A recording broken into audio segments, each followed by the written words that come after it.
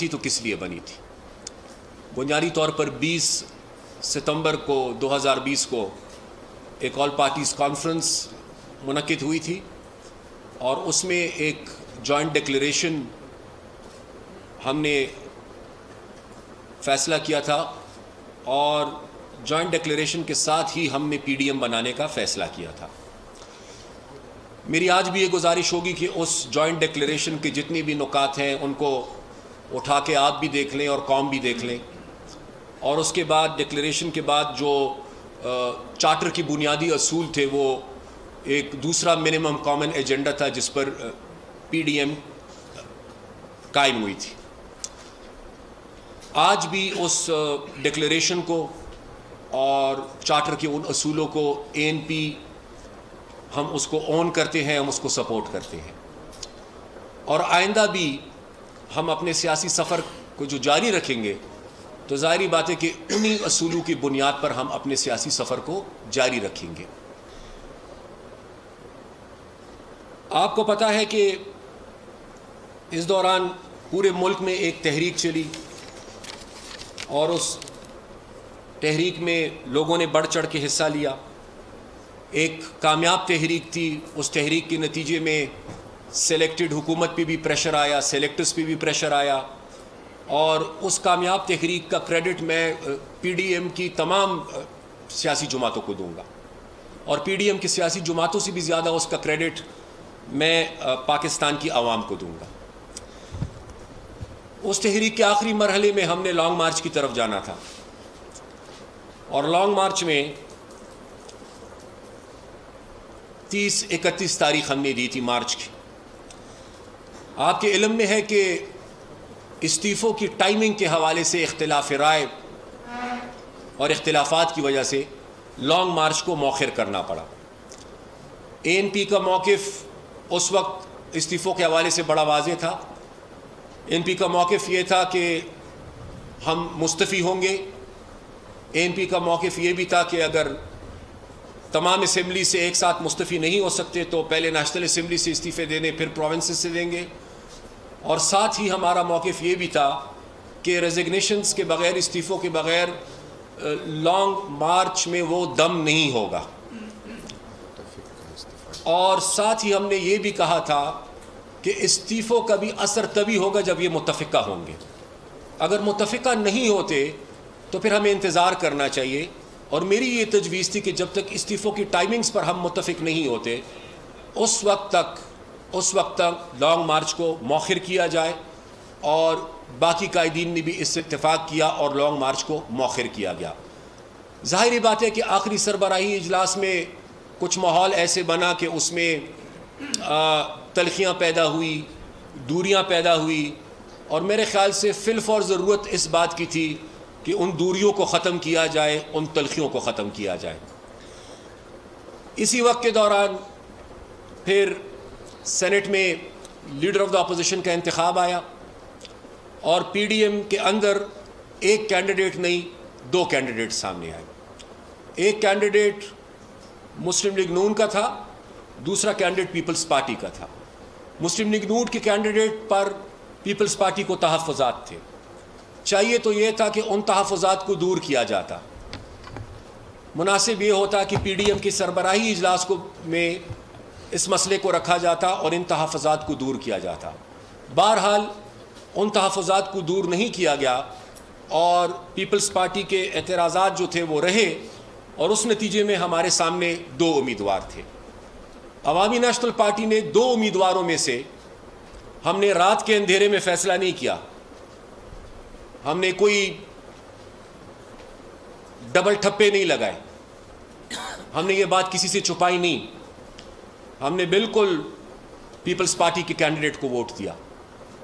और क्यों दिया?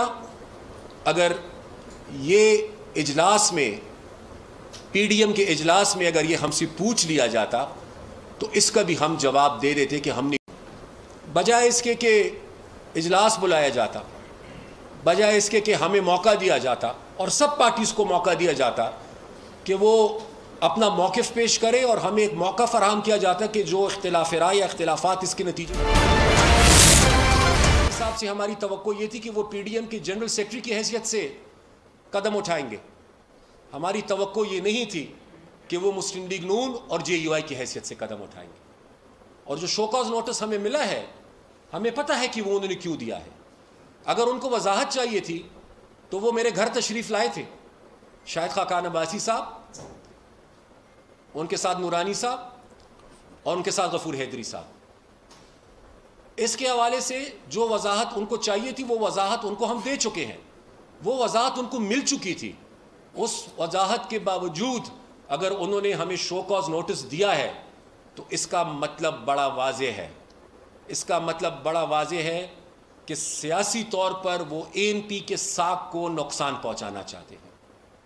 इससे बड़ा वाज़ेह है कि पीडीएम में 2 या 3 जमातें मिलकर पीडीएम के फैसले करना चाहती हैं। इसमें यह वाज़ेह है कि वो जमातें एएनपी को और पीपल्स पार्टी को रुकावट समझती है। इसमें यह हम समझते हैं कि हमें दीवार से लगाने की कोशिश की गई है, बल्कि हमें दीवार से लगा दिया गया है। जो सरबरा होता है, सरबरा का किरदार ये नहीं होता कि वो इस तरीके से हमलावर हो। सरबरा का किरदार ये होता है कि वो सबको मौका दे और इत्तेहादी जुमातों के दरमियान जो भी इख्तिलाफ राय इख्तिलाफात है उनको दूर करने की कोशिश की जाए। क्या जल्दी थी इस शो कॉज नोटिस की? मौलाना साहब बीमार है, अल्लाह ताला उनको सेहत दे, इंतज़ार कर लेते। मौलाना साहब सेहतमंद हो जाते, उसके बाद इजलास बुला लेते, उसके बाद बात कर लेते। अगर वजाहत हमारी काफ़ी ना होती तो फिर वजाहत मांग लेते। लेकिन जो तरीका अपनाया गया, ज़ाहिरी बात है कि वो बड़ा वाज़ेह है कि पीडीएम को कुछ मखसूस जुमातें जो हैं वो अपनी मफाद के लिए इस्तेमाल करना चाहती हैं, अपनी तरजीहात के मुताबिक पीडीएम को इस्तेमाल करना चाहती है।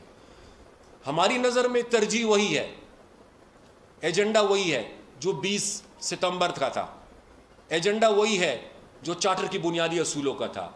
ज़ाती एजेंडास के लिए कोई गुंजाइश नहीं है, और अगर कोई अपने ज़ाती एजेंडास लेके साथ चलेगा तो कम अज़ कम एएनपी फिर ऐसे सफ़र में साथ नहीं दे सकती। हम मुल्क और कौम की खातिर, सेलेक्टेड हुकूमत के खिलाफ, सेलेक्टर्स के खिलाफ, आज़ाद साफ शफाफ इंतखाबात के हवाले से हम कल भी मैदान में थे, हम आज भी मैदान में हैं और हम मैदान में रहेंगे। लेकिन ये नहीं हो सकता, बराबरी की बुनियाद पर अगर हमसे कोई बात करेगा हम करने के लिए तैयार हैं। सियासी अंदाज में अगर कोई हमसे बात करेगा हम बात करने के लिए तैयार हैं। लेकिन अगर कोई हमें बराबरी की बुनियाद पर हमसे बात नहीं करता और कोई हमसे ये तवक्को करेगा कि हम उनको वो हैसियत दे जैसे कि वो हमारे पार्टी के अपने सरबराह है, तो वो मुमकिन नहीं है, वो मुमकिन नहीं होगा।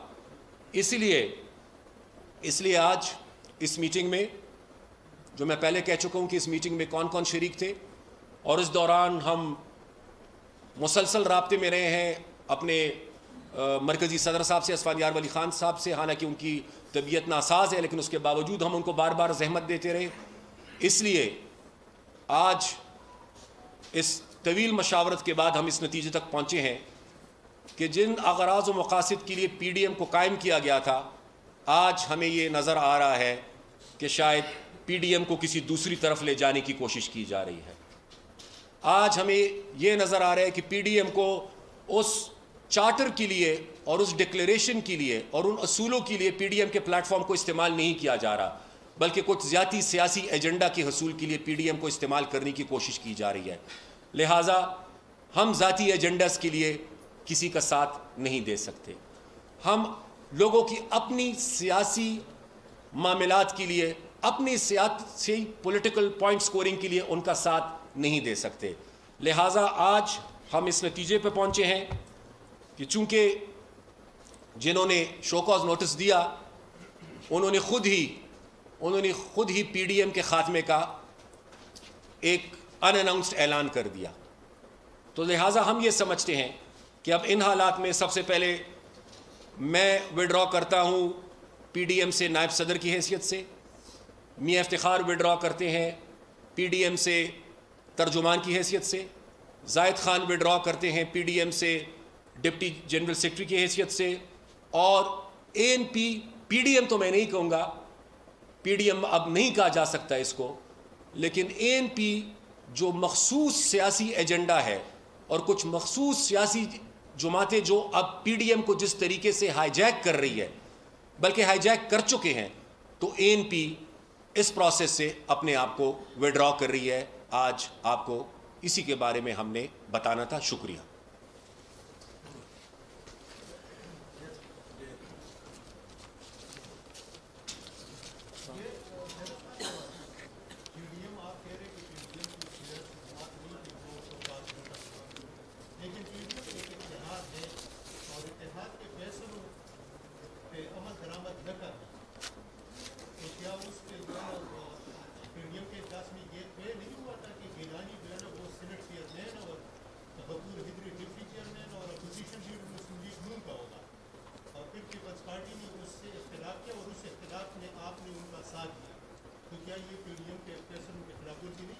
फैसला तो ये भी हुआ था कि पुख्तनख्वा से 2 जनरल सीट्स होंगी, एक ANP को मिलेगी, एक JUI को मिलेगी, और टेक्नोक्रेट और वुमेन सीट पर पीपल्स पार्टी और मुस्लिम लीग को एडजस्ट किया जाएगा। उस फैसले पर अमर दरामद क्यों नहीं हुआ, और अगर नहीं हुआ तो आया उसमें भी किसी को शो कॉज नोटिस दिया गया था? जहां तक इस बात का ताल्लुक है कि फैसले की खिलाफ वर्जी हुई है, अगर वो मौका देते तो हम बताते, अगर वो इजलास बुलाते तो हम जाते। जब उन्होंने मौका ही नहीं दिया और उन्होंने इजलास के अंदर पूछना गवारा ही नहीं किया और उन्होंने शो कॉज के जरिए सियासी तौर पर हमारी साख को नुकसान पहुंचाने की कोशिश की, तो उसके बाद हमारे पास गुंजाइश क्या रह जाती है? वो बुलाते, वो पूछते, वो वजाहत मांगते, हम जाते, हम वजाहत देते।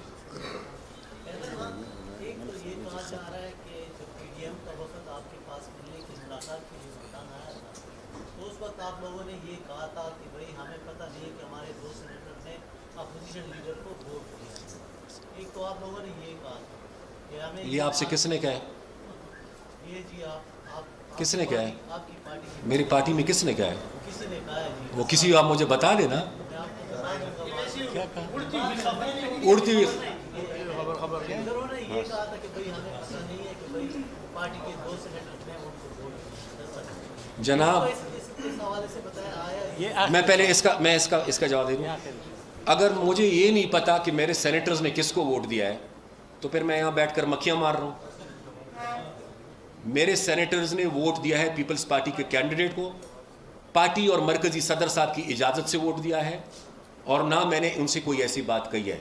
क्यों मैंने वोट दिया है पीपल्स पार्टी के कैंडिडेट को, ये मैंने उनको बताया, उनसे पूछ ले, वो आपको बता देंगे।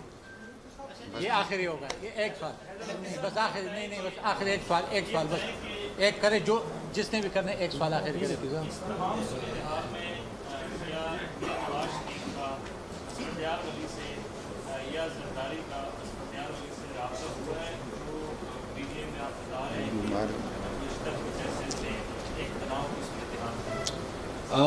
जरदारी साहब का मैं शुक्रिया अदा करना चाहूँगा। उन्होंने एक दफ़ा नहीं 2 दफ़ा असफंदियार वली ख़ान साहब की बीमार कुर्सी के लिए रब्ता किया है, उनकी खैरियत दरियाफ़्त की है।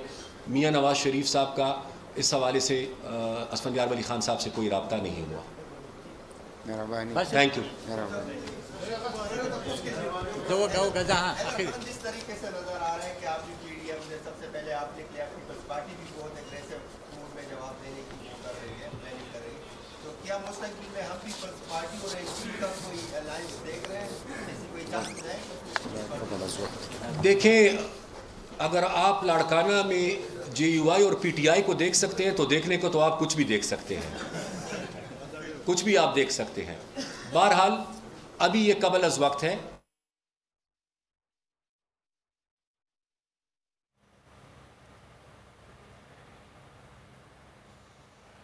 ANP के रहनुमाओं की न्यूज़ कॉन्फ्रेंस आप मुलाहिजा कर रहे हैं। सब्सक्राइब करें और बेल दबाएं ताकि कोई खबर रह न जाए।